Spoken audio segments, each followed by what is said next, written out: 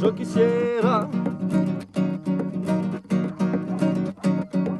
pagarle un amor y saber a Macari yo comentarò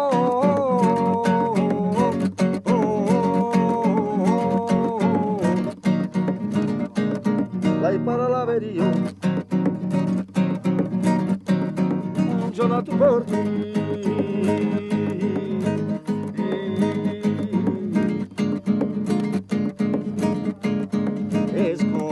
Bah, disons, on est récupérateur de ferraille, de vieux meubles, des vieilleries, tout ce qu'on trouve, vous voyez.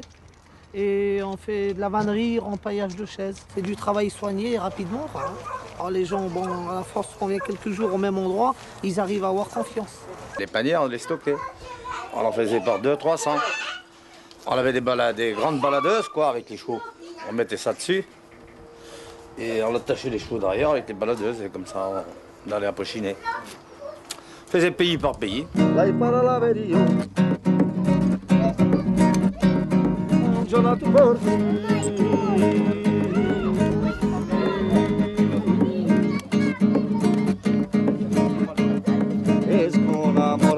Le problème qu'il y a aujourd'hui, on n'a plus de chevaux, on a des voitures, mais on ne voyage plus. C'est ce On est venu maintenant des petits paysans.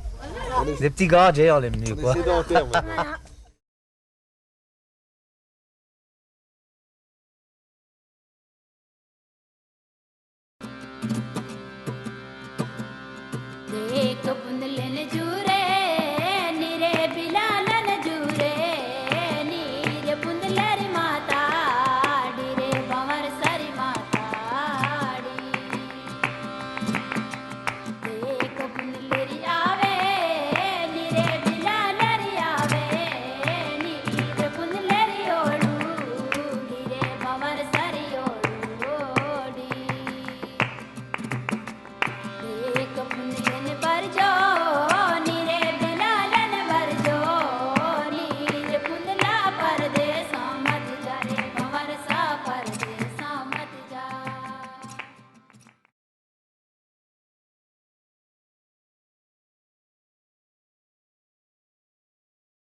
Je me souviens que j'avais dans ma sacoche un morceau de pain qui était très vieil, peut-être de quelques semaines, que j'amenais avec moi quand j'ai passé les frontières pour arriver à Paris.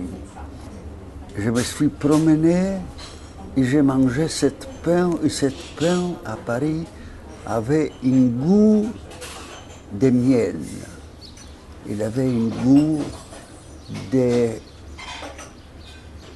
paradis.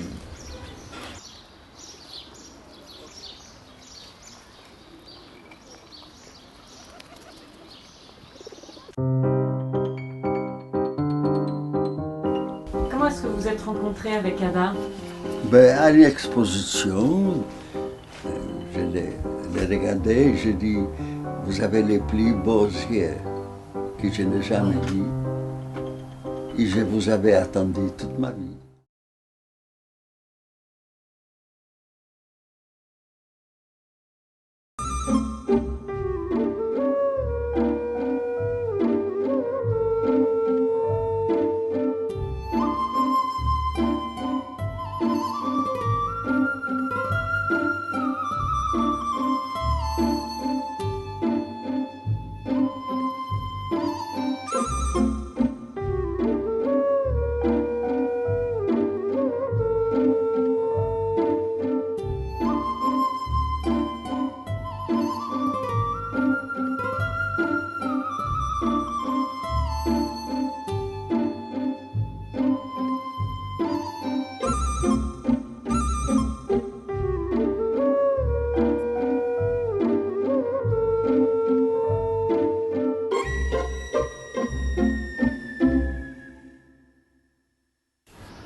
Je me considère pas comme une femme, vraiment.